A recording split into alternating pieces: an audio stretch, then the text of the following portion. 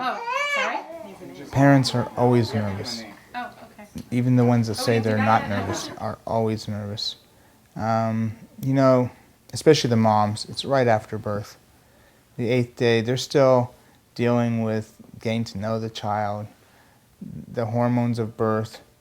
The father's trying to still get to know this child.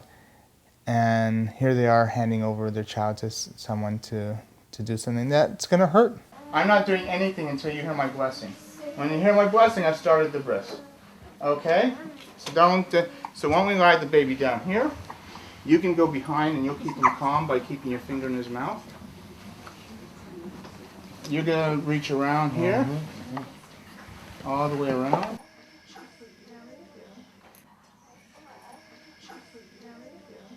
Bris Kodesh, Baruch atah Adonai Eloheinu Malkeinu asher kisham v'mitzvotav v'tzivanu al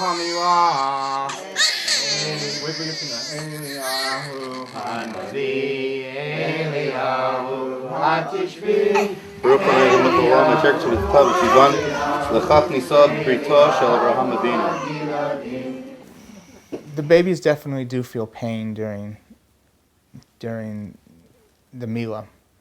And the unfortunate thing is that people have tried to create a myth about children not feeling pain. They do, and we know they feel pain because they cry at the right time and they stop crying at the right time. So we know they feel pain. We do different techniques. We use different techniques to try to reduce the pain. One technique is to make sure you're skilled and you do the Mila quickly, so you're not going slowly. Another technique is to get the baby sucking on something like on a pacifier or on gauze with sugar and wine, or maybe on someone's finger, basically keeping the child busy and distracted. There are other techniques that are being used more and more these days, some like topical anesthetics or a local block to numb the penis.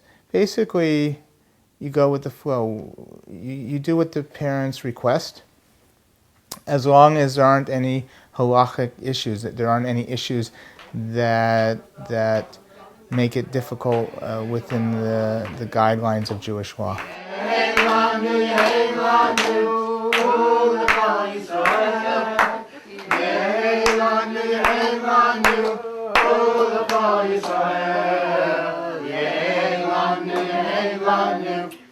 This baby is going to be here. This is where this baby's coming to. This is our home. This is our family. This is our life. That's the whole point of this service.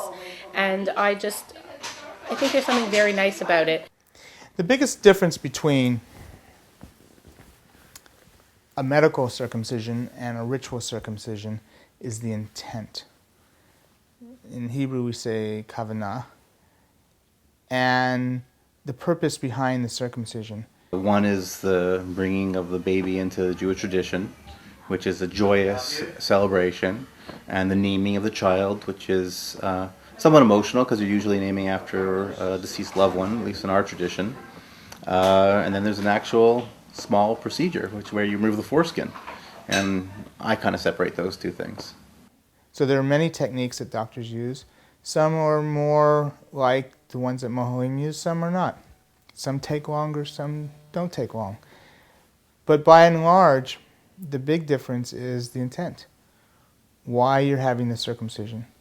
And if you're having it to fulfill the mitzvah, then it's a brit milah. Chaim Elazar ben Avram Yisrael v'Ronit Esther Zeha Katan Gadol Yiyeh Kashem Shenichnas Labrit Kein Yikanes L'Torah U'Lechupa U'Masim Tovim. What was most noticeable for me was the excitement of announcing the name. To me, the concept of naming the baby is it's a sense of relief almost, because that's one thing that you get a lot of questions. What are you going to name the baby? What's the baby's name? And for 8 days, you just have to watch your mouth and your tongue very closely, and you know the name, and you don't want other people to know, so you're calling this new baby or new kid or some other generic form. So for me, that was the exciting part of the bris, is finally announcing publicly who we're naming after, why we chose the names that we chose, and what we're going to be calling this new little guy in our life. The whole technical part of it, a lot of moms feel nerves, baby's crying. I don't really get affected by that because I know my son is okay, and I know he heals, and I know he's going to be fine. And the truth of the matter is within a day he doesn't even remember it happened. The worst part about being a mohel, no one can do hundreds of circumcisions without one or two of them not looking as pretty as you really wanted them to look. And the worst part is really knowing that somewhere along the way, one or two of these circumcisions that you do will not come out aesthetically pleasing. And you have to remember that a mohel is part of a community. So it's not like you do it and you're off and you never see these people again. You see these people every single week. And you see the children as they're growing up. And it's not easy wondering whether, oh, was that the child? Oh, was that the child?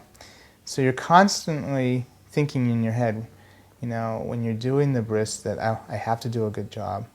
But you also know the reality is that somewhere along the way, one of them is not going to be as pretty as most of them. And that's really very difficult. I retired from Microsoft about 3 years ago. They used to call me the Microsoft mohel. Being a mohel is not a career for me. It's a community service, and it's a wonderful community service.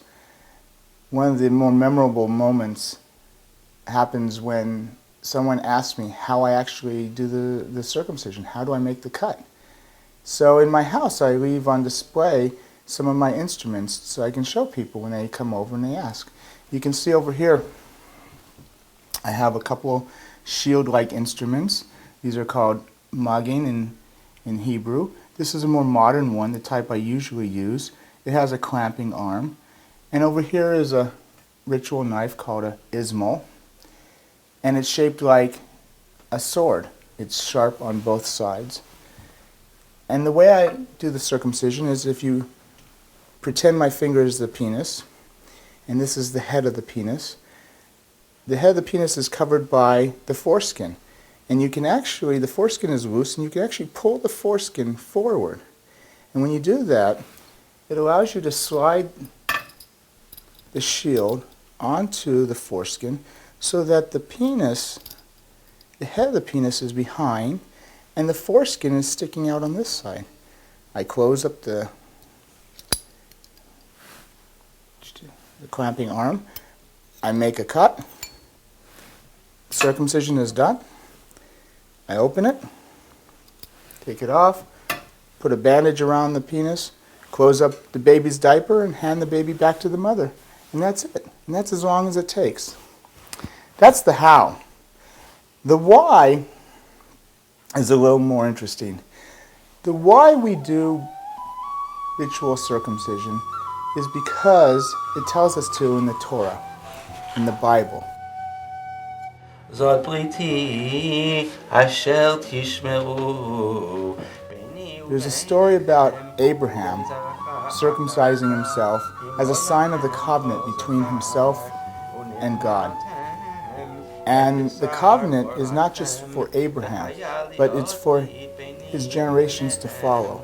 ובין שמונת ימים ימול לכם כל זכר לדורותיכם